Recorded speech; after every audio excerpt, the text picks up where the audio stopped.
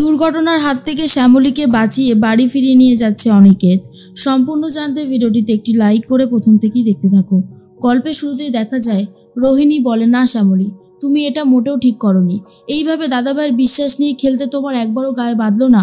এটা তুমি একদম উচিত করনি কাজটা। তুমি এত ভালো ভালো কাজ করেছো শ্যামলী হয়ে, আর শেষ পর্যন্ত শ্যামলী হয়ে তিস্তার মতন একটা জঘন্য কাজ তুমি করলে কি করে?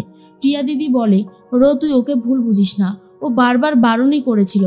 আমিই বলেছিলাম যে যদি দাদাভাইয়ের পাশে থাকতে পারে তিস্তা হয়ে, তাহলে ক্ষতি কি? মানুষটা তো একই। আরে তিস্তা বা শ্যামলী যাই হয়ে যাক না কেন, ও তো একজনাই মানুষ, নাকি ভিন্ন ভিন্ন মানুষ কোনটা? কিন্তু অনিকেত পুরোপুরি চুপ করে রয়েছে। শ্যামলী অনিকেতের অভিমানটা বুঝতে পারে আর বলে, স্যার, আমি আপনার অভিমানটা খুব ভালো মতনই বুঝতে পারছি, কিন্তু প্লিজ স্যার, আপনি আমার উপর রাগ করে থাকবেন। আমি হাত জোর করে ক্ষমা চাইছি। আসলে আমি তিস্তা হয়ে আপনার পাশে থাকতে চেয়েছি। আপনি তো এই শ্যামলীকে কোনোদিন মান্যতা দেননি, সেই জন্যই ভেবেছিলাম যদি শ্যামলী হয়ে না হয়ে যদি তিস্তা হয়ে আপনার পাশে থাকতে পারি, তাহলে তো এর থেকে ভালো কিছু আর হতে পারে না। এরপর অপরাজিতা বলে, অনেক করেছো তুমি আমাদের জন্য শ্যামলী, তোমাকে না আর ভাবতে হবে না। তুমি এত কিছু করে দিয়েছো যে আমরা আর সহ্য করতে পারছি না। তুমি এবার দয়া করে এই বাড়ি থেকে বিদায় নাও, আমরা আর তোমাকে ক্ষমা করব না। সূর্য তখন বলে, শ্যামলী, তোমাকে সবে সবে একটা দায়িত্ব দিয়েছিলাম, ভেবেছিলাম একটু নিশ্চিন্ত হব, কিন্তু তুমি সেই দায়িত্ব পালন করতে পারলে না। তুমি যে এরকম ঠক জোচ্চোর সেটা তো আমরা ভাবতেই পারিনি। দাদুরাও আর কিছু বলতে পারে না। এরপর ঠাম্মি বলে, তোমাদের ভুল হচ্ছে বৌমা। সূর্য, আমি বলছি শ্যামলী এরকম মেয়েই না যে ও তোদের ঠকাবে।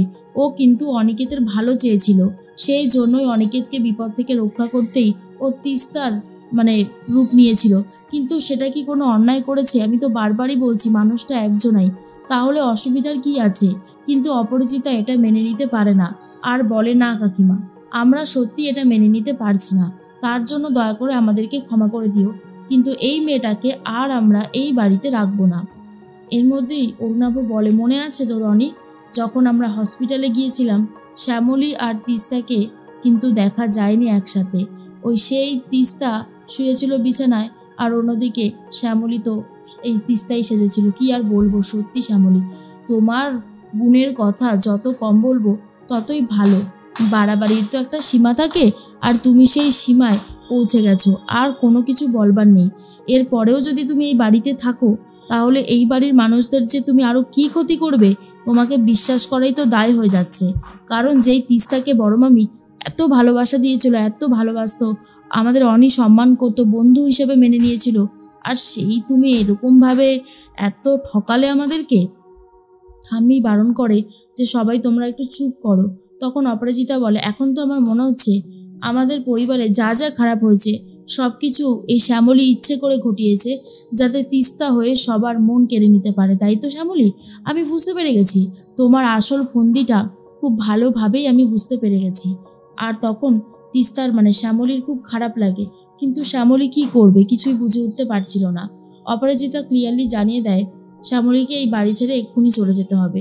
শ্যামলী বুঝতে পারে যে তার দিন ফুরিয়েছে এই বাড়িতে, তাই সে আস্তে আস্তে ওপরে চলে যায়। ঠাম্মি তখন বলে, শ্যামলী, তুমি কোথাও যাবে না, তুমি এই বাড়িতেই থাকবে, তুমি এখান থেকে যাবে না শ্যামলী। কিন্তু শ্যামলী বলে, না ঠাম্মি, আমার এই বাড়ি থেকে চলে যাওয়াটাই উচিত, কারণ আমি যদি এই বাড়িতে থাকি তাহলে ম্যাডাম, স্যার, এরা অনেক বেশি কষ্ট পাবে, আর আমি ওদেরকে কোনো কষ্ট দিতে পারবো না। তাই আমি বলছি আমি কোনোভাবেই ওদের ভালো থাকাটা নষ্ট করতে পারি না। অনিকেত ঘরে গিয়ে ভাবতে থাকে, আমি শ্যামলীকে এত ভরসা করেছিলাম, এত বিশ্বাস করেছিলাম, সেই শ্যামলী আমাকে ঠকালো কেন? কেন বারবার আমি মানুষের কাছে ঠকে যাই? কেন বারবার মানুষ আমাকেই ঠকায়? আমি কি এর উত্তর কোনোদিনও পাবো না? আমি কি অন্যায় করেছি? মানুষকে বিশ্বাস করি, ভরসা করি বলে মানুষ আমাকে আরও পেয়ে বসেছে। তার মধ্যেই তখনই রোহিণী বলে, দাদাভাই নিজেও খুব কষ্ট পেয়েছে। যতই হোক দাদাভাই শ্যামলীকে বিশ্বাস করত, শ্যামলীকে ভরসা করত, আর সেই ভরসার জায়গাটা একদমই রাখলো না শ্যামলী, যেটার জন্য আমারও খুব খারাপ লাগছে। প্রিয়া দিদি বলে, কি করবে ও কি করতে পারতো? দাদাভাইয়ের কাছাকাছি থাকতে হলে তিস্তা সেজেই তো থাকতে হতো, তাই না? এরপর শ্যামলী নিজের জামা কাপড় সব গুছিয়ে নিয়েছে, আর ফোনটার কথা ভাবে যে অনিকেত যেই ফোনটা দিয়েছিল সেটা সে নিয়ে যাবে না, এই বাড়িতেই রেখে যাবে। তার মধ্যেই মহেশ্বরের কাছে প্রার্থনা করতে থাকে, তুমি দেখো মহেশ্বর, আমি যেন সব ঠিকঠাক করে রাখতে পারি। আমি দূরে চলে যাচ্ছি ঠিকই, কিন্তু তোমার সেবার অযত্ন হবে না। আর তুমি আমার স্যারকে ভালো রেখো, এই পরিবারের সবাইকে ভালো রেখো। তখন ঠাম্মি বলে, তুমি যাবে না শ্যামলী, তোমার শাখা সিঁদুরের দিব্যি তুমি যাবে না। কিন্তু শ্যামলী তখন কারোর কথাই শুনতে চায় না আর বলে, ঠাম্মি, স্যারের রক্ষা করতে হলে যে স্যারের সবসময় কাছাকাছি থাকতে হবে তেমনটা তো না, আমি দূর থেকেও স্যারকে রক্ষা করতে পারবো। আমি তাহলে আসি ঠাম্মি। এই বলেই বেরিয়ে যায়। প্রিয়া খুব ভেঙে পড়েছে আর বলে, আজ আমার জন্য শ্যামলীর দিকে এতগুলো কথা শুনতে হলো, এমনকি বাড়ি থেকেও চলে যেতে হচ্ছে। আমি আর ক্ষমা করতে পারছি না ঠাম্মি, আমি নিজেকে একদমই ক্ষমা করতে পারছি না। ঠাম্মি তখন বলে, আচ্ছা তোমরা যদি এইভাবে ভেঙে পড়ো তাহলে কি করে হবে? আমি বলছি কি, আমাদেরকে শক্ত হতে হবে, আমরা ভেঙে পড়লে চলবে না, শ্যামলীকে এই বাড়িতে ফিরিয়ে আনতেই হবে। এর মধ্যেই শ্যামলী যখন নিচে সবাইকে কাঁদিয়ে চলে যাচ্ছে তখন অপরাজিতা খুব খুশি হয়। অপালা বলে, যাক বাবা, মানে পাপটা বিদেয় হচ্ছে, এখন আর কোনো চিন্তা নেই। আমার ছেলে আর বৌমা এই বাড়িতে ঠিক যেমনভাবে ছিল এরপর থেকে সেই জায়গাটা আদায় করে নেবে। এরপর ঠাম্মি দাঁড়িয়ে আছে আর প্রতিবেশে বলে, ঠাম্মি, আরে শ্যামলী তো ফোনটা না নিয়েই চলে গেছে। তখনই ঠাম্মি বলে, ও ইচ্ছে করে ফোনটা রেখে গেছে যাতে আমরা ওর কোনো খবর না পাই, ওর খোঁজ খবর করতে না পারি। না দাদুভাই, তুমি ওকে দিয়ে এসো ফোনটা, শিগগিরই যাও। এর মধ্যেই তখনই শ্যামলীর বিপদের কথা বুঝতে পারে ঠাম্মি। অনিকেতের কাছে গিয়ে বলে, দাদুভাই, শ্যামলী এখানকার রাস্তাঘাট কিছুই চেনে না, টাকা পয়সাও সেভাবে নেই, ও কি করবে? তুমি ওকে যাও, ফিরিয়ে নিয়ে এসো। ও অন্যায় করেছে তো, ও ক্ষমাও তো চেয়েছে, ও তো কম সাহায্য তোমাকে করেনি বলো। তুমি এভাবে চুপ করে থাকলে হবে? যাও দাদুভাই, চুপ করে থেকো না। অনিকেত বুঝতে পারে না যে কি করবে, আর অনিকেত ভাবে ওনাকে কি সত্যি এই বাড়িতে ফিরিয়ে নিয়ে আসাটা উচিত? আমার তো কোনোভাবেই মনে হয় না। এর মধ্যেই শ্যামলী হেঁটেই চলেছে আর শ্যামলী ভাবতে থাকে তিস্তা আর এই অনিকেতের কাটানো কিছু মুহূর্তের কথা। মনে মনে ভাবে, সত্যি স্যারকে এভাবে মিথ্যে কথাটা বলা আমার উচিত হয়নি। আমি যে কেন তখন সত্যিটা বলে দিলাম না, কে জানে। যাই হোক, আমি এখন নিজের রাস্তাতেই হাঁটবো। আমাকে আগে একটা ভালো থাকার জায়গা জোগাড় করতে হবে, তারপরে খাবার চিন্তা করতে হবে। আমি ওই বাড়িতে আর কখনো ফিরে যাব না। স্যার তো আমাকে ভুল বুঝেছে, স্যার কি পারবে আমাকে ক্ষমা করতে? কোনোদিনও পারবে না। এর মধ্যে উল্টো দিক থেকে একটা গাড়ি আসছে, কিন্তু শ্যামলী সেই দিকে লক্ষ্যই রাখেনি।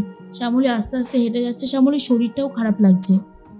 তখনই গাড়িটা এসে প্রায় মেরেই দিচ্ছিল শ্যামলীকে। অনিকেত হাত ধরে শ্যামলীকে সরিয়ে দেয়, তারপর গাড়িটা চলে যায়।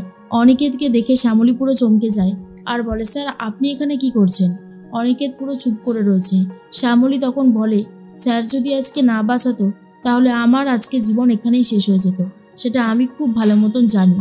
অনিকেত আর কিছু কথা না বলে শ্যামলীকে বাড়ি ফিরিয়ে নিয়ে যেতে চায়, কিন্তু শ্যামলী কি অনিকেতের কথায় বাড়ি ফিরে যাবে? কি মনে হয় অবশ্যই কমেন্টসে জানাতে পারো।